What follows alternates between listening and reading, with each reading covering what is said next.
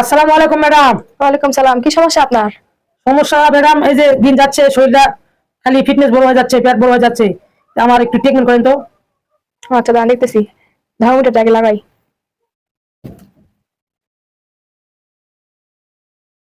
বাহ, এটা কোন দেশের থার্মিটার?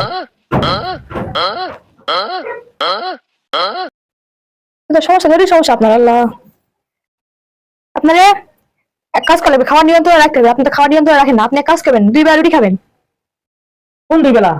সকালে আর রাত্রে। সকালে রাত্রে? আচ্ছা ম্যাডাম, ওই রুটি কটা করে খাবো? সকালে 2টা খাবেন, রাত্রে 2টা খাবেন। খাওয়ার আগে না খাওয়ার পরে?